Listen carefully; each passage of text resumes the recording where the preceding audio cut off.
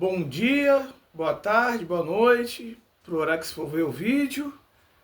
Para os tricolores, ainda a decepção de você cair pro Lanús, um time que inferior ao Fluminense, não é porque eliminou o Fluminense que a gente tem que ter respeito pelo adversário, mas saber que era um time que daria pro Fluminense vencer.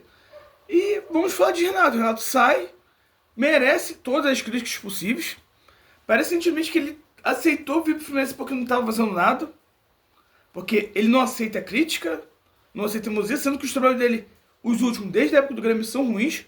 O único ano que ele tem sobrevivido em 2023 é no Grêmio, porque Luiz Soares, com o joelho ainda meio baleado, ainda faz aquele Grêmio render. Porque depois deles foram muitos trabalhos ruins.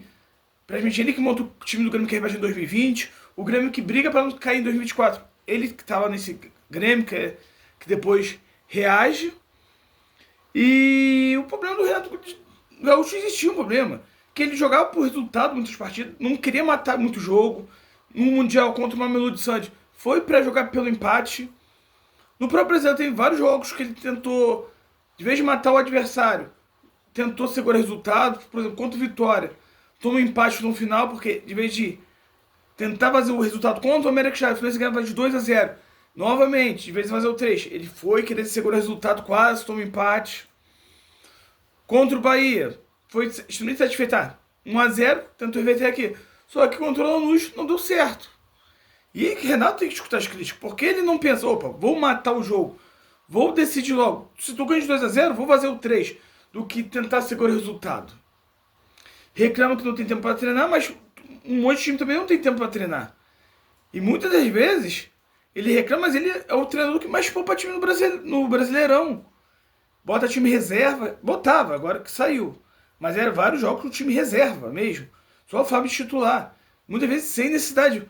Igual recentemente, contra o Corinthians, volta de uma data FIFA.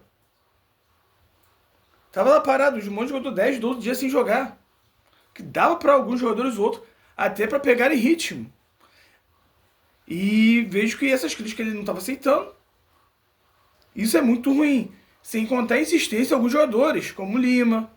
Eu acho que até um bom jogador, só que é aquele jogador que você tem que trabalhar aos poucos, botando aos poucos. E não um jogador que estava um tempão sem jogar, ele botando como titular, botando em jogo decisivo do Mundial. O Fluminense renova com o Thiago Santos, o pedido dele. Depois ele nem utiliza mais o Thiago Santos, porque viu que não tem coisa de Thiago Santos. Aí mega insistência no Everaldo. Trouxe o John Kennedy por quê? John Kennedy dava 3 jogos top o John Kennedy. Não rendeu? Tentaríamos compreender, mas não tem como compreender Everaldo.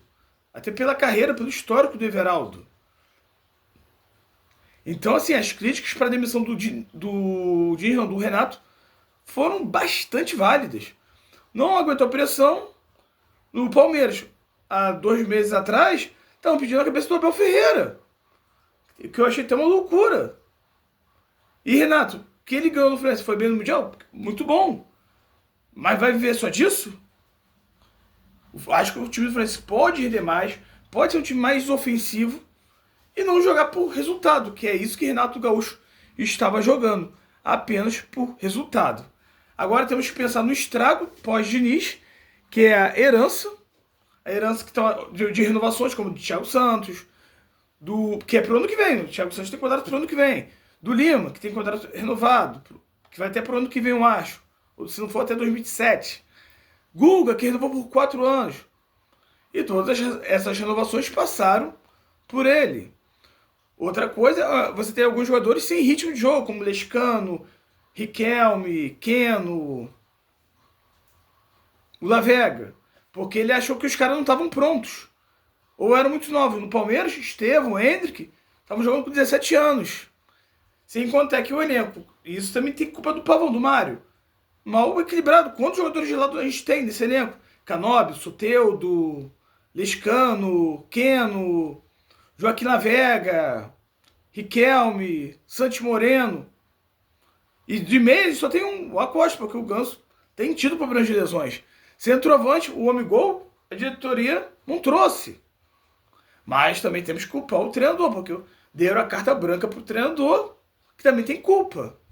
Então assim, a gente vai ter um elenco com alguns problemas ainda. E ano que vem vamos ter problemas tipo, quem vai querer Thiago Santos?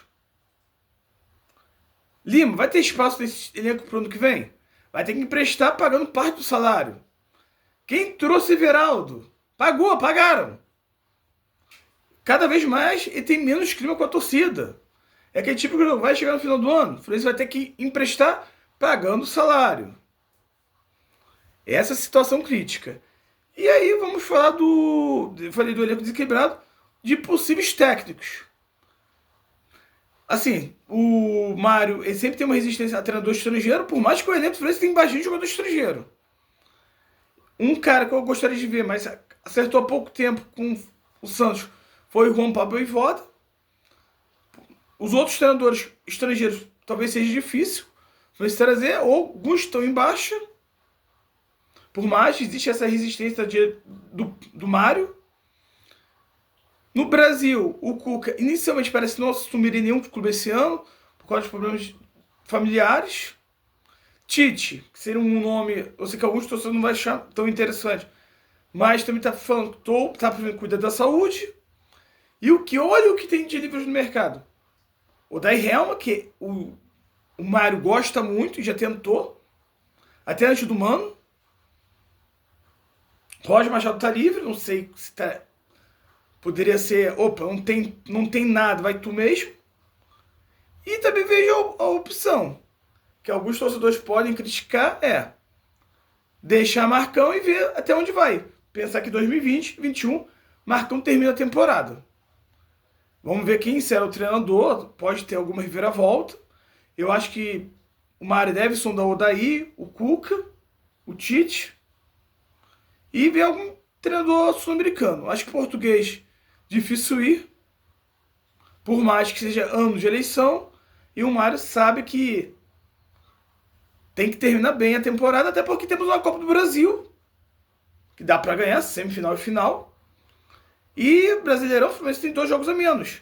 Dá para beliscar pelo menos o dia 6. E torcer que esse final de temporada termine bem, que o time encaixe e que o novo treinador, que Marcão fica cometendo em alguns jogos, comece a dar oportunidade de alguns jogadores que já mereciam oportunidade, como o Riquelme merecia sequência, que não merece entrar mais no segundo tempo dos jogos. Liscano, Navega. É o jogador que merece, se for para ser criticado, que se rejogando e não no banco. Que esse time pare de jogar tanto com 3 volantes, eu acho que tem a necessidade de jogar todo o jogo com 3 volantes, que joga de forma mais ofensiva. Principalmente contra um Lanús, não precisa jogar atrás. Então vamos ver quem será o novo treinador. Vai ter essa herança, muito jogador que o Fluminense não vai aproveitar, vai ter que pagar o salário para o ano que vem. Isso bota na culpa parte da diretoria, que deu carta branca ao Renato. Renato, tem culpa. O time não estava jogando bem contigo, o time estava deixando a desejar nos jogos contigo, e você não aguentou pressão. Não é pressão na internet, pressão na torcida. E desde já, uma boa semana a todos.